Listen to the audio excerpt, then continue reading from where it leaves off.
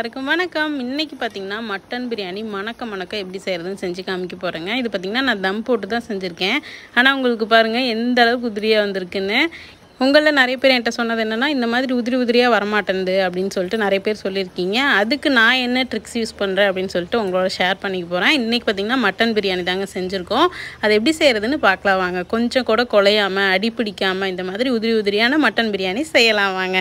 தேவையான பொருட்கள்லாம் first ready பண்ணி வச்சிடலாம். நான் பார்த்திங்கன்னா மட்டன் வந்து தனியாக வேக வச்சுட்டு அதுக்கப்புறம் தான் நான் இதில் சேர்த்த போகிறேன். நம்ம 1 பார்ட் பிரியாணியாக செய்கிறோம் அப்படின்னா இதிலே கூட வேக வைக்கலாம். பட் ரொம்ப நேரம் வேகணும் அப்படின்னு சொல்லிட்டு சட்டன் பண்ணலாம் அப்படின்னு சொல்லிட்டு குக்கரில் வேக வச்சுட்டேன் மட்டன் தனியாக. ஸோ அதுக்கு என்னென்ன மசாலா போட்டேன் எல்லாமே காமிக்கிறேன் வாங்க. ஃபஸ்ட்டு வந்து கடாயை அடுப்பில் வச்சுட்டு தேவையான அளவு எண்ணெய் இல்லை நெய் ரெண்டுமே சேர்த்துக்கலாம். நான் பார்த்திங்கன்னா கொஞ்சம் எண்ணெய் கொஞ்சம் நெய் சேர்த்துருக்கேன். அதுக்கப்புறம் ஹோல் கரம் மசாலா, அதுக்கப்புறம் சோம்பு, அதுக்கப்புறம் பார்த்திங்கன்னா வெங்காயம் சேர்த்துருக்கேன்.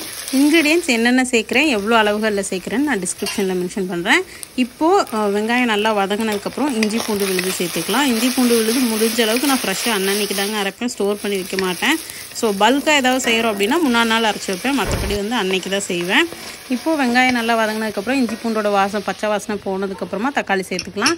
நான் வந்து கொஞ்சமாக மஞ்சத்தூள், உப்பு, வரமிளகாத்தூள் கொஞ்சம் சேர்த்து நான் வந்து மட்டனை குக் பண்ணி வச்சுருந்தேங்க. ஒரு 5-6 விசில் விட்டுருந்தேன். நல்லா விசில் விட்டு எடுத்துட்டிங்க அப்படின்னா ரொம்ப சாஃப்டாக இருக்கும், நல்லாயிருக்கும். அதனால் இப்போ வந்துட்டு தேவையான அளவு மசாலா சேர்த்துக்கலாம். மஞ்சத்தூள், வரமிளகாத்தூள், பிரியாணி மசாலா. நான் வந்து நிறைய மசாலாஸ், அதாவது முன்னெல்லாம் வந்து சமைக்க தெரியாததுக்கு முன்னாடி நிறைய மசாலாலாம் போடுவேன். நல்லா தெரிஞ்சதுக்கப்புறம் பார்த்திங்கன்னா மசாலானால டேஸ்ட் வர போகிறதுலேன்னு எனக்கு தெரிஞ்சிருச்சு. ஸோ அதனால நான் வந்துட்டு அந்தளவுக்கு ஸ்பைசஸ் ஆட் பண்ண மாட்டேன். ஸோ வந்துட்டு தேவையான அளவு கல்லுப்பு, தயிர் சேர்த்துக்கிறேன். நம்ம பார்த்திங்கன்னா வரமிளகாத்தூளும் பிரியாணி மசாலாவும் இருந்தாவே போதும். கொஞ்சம் கரம் மசாலா சேர்த்தலாம், வேறு எந்த மசாலாவும் தேவையில்லைங்க பிரியாணிக்கு. அதுக்கப்புறம் பார்த்திங்கன்னா ஒரு கையளவு புதினா இலை சேர்த்துக்கிறேன். முடிஞ்ச அளவுக்கு புதினா இலை சேர்த்துக்கிட்டாவே போதும். கொத்தமல்லி வந்து ஆப்ஷனல் தான், பட் நான் இன்றைக்கி கொஞ்சம் கொத்தமல்லி எடுத்து வச்சுருக்கேங்க. ஒரு சிலருக்கு கொத்தமல்லி புதினாலாம் சாப்பிடும்போது வாயில் தட்டுப்பட்டால் பிடிக்காது. அந்த மாதிரி இருக்கும்போது என்ன பண்ணலான்னா கொத்தமல்லி, புதினா, ஒரு பச்சை மிளகாய் போட்டு நீங்கள் அரைச்சிடலாம். இல்லை இஞ்சி பூண்டு பேஸ்ட் அரைக்கிறீங்க இல்லையா, அப்போயே இதையும் சேர்த்து அரைச்சிட்டிங்க அப்படின்னா அது ஒரு மாதிரி டேஸ்ட்டாக இருக்கும். ஒவ்வொருத்தர் ஒவ்வொரு விதமாக செய்வாங்க. பிரியாணின்னு எடுத்துக்கிட்டால் எக்கச்சக்க வெரைட்டிஸாக நம்ம செய்யலாம். சேம் இன்க்ரீடியன்ஸ் தான், பட் முன்னாடி போடுறது பின்னாடி போடுறது அரைச்சி போடுறதுன்னு மாறும். ஸோ இந்த மாதிரி டிஃப்ரென்ஸ் தான் இருக்கும். இப்போ வந்து வேக வச்ச மட்டனை சேர்த்துக்கலாம். மட்டன் ப்ராத்தையும் நான் ஆட் பண்ணிக்கிட்டேங்க. இதுவே பாருங்கள் தொக்கு மாதிரி ஆயிடுச்சு. இதை வந்து நம்ம அப்படியே சாப்பாட்டுக்கு போட்டு சாப்பிட்டாவே சூப்பராக இருக்கும், அந்தளவுக்கு நல்லாயிருக்கும். இப்போ வந்து அரிசி பாஸ்மதி அரிசி தான் சேர்க்குறேன். பாஸ்மதி அரிசி பார்த்திங்கன்னா 30 நிமிஷம் கிட்ட ஊற வச்சுருந்தேன். நார்மல் அரிசியை விட பாஸ்மதி அரிசி நல்லாயிருக்கும். இதை விட சீரக சம்பா அரிசி இருக்கும் நல்லா. பட் எங்ககிட்ட சீரக சம்பா இன்றைக்கி இல்லை, அதனால் நான் பாஸ்மதி அரிசி யூஸ் பண்ணிக்கிறேங்க. லைட்டாக கிளறி விட்டுக்கலாம். தண்ணி தேவையான அளவு சேர்த்துக்குங்க. இன்க்ரீடியன்ட்ஸ் எல்லாத்தோட லிஸ்ட்டும் நான் டிஸ்கிரிப்ஷன் மென்ஷன் பண்ணுறேன். எப்போவுமே அரிசியை வந்து இதிலே வந்து ஹாஃப் குக் பண்ணிடணும். நம்ம அடுப்புலேயே ஹாஃப் குக் பண்ணிவிட்டு அதுக்கப்புறமா தம் போடணும். நீங்கள் தனியாக சாதம் வடித்து சேர்த்துவீங்க அப்படின்னா ஃபைனலாக சேர்த்துக்கலாம். நான் வந்து அப்படியே இதிலேயே வேக வைக்க போகிறனால ஃபைனலாக இதிலேயே ஆட் பண்ணிக்கிறேன் வாட்ரு.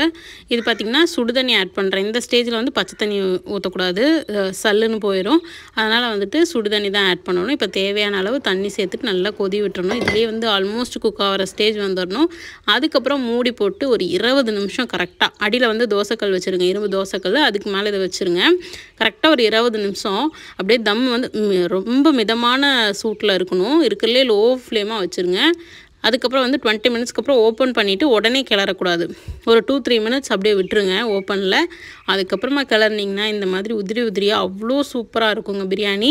பிரியாணி அப்படின்னாவே ஏகப்பட்ட மசாலா போடுவாங்க. அந்த மாதிரிலாம் மசாலாலாம் தேவையில்லை. நான் ஆல்ரெடி சொன்ன மாதிரி மஞ்சத்தூள், அதுக்கப்புறம் வரமிளகாத்தூள், பிரியாணி மசாலா, இது 3 போதும். கொஞ்சம் இன்னும் நல்ல மணமாக இருக்கணும் அப்படின்னா நீங்கள் கரம் மசாலா கொஞ்சம் சேர்த்தலாம். அவ்வளோதாங்க வேணும். சிம்பிளான பிரியாணிங்க பாருங்கள் எவ்வளோ சூப்பராக இருக்குன்னு. பார்க்க எப்படி இருக்கோ அதே மாதிரி சாப்பிட்றக்கும் அவ்வளோ டேஸ்ட்டாக இருந்தது. இந்த வீடியோ பிடிச்சிருந்ததுன்னா மறக்காமல் நம்ம சேனலை சப்ஸ்கிரைப் பண்ணிடுங்க. பாய்.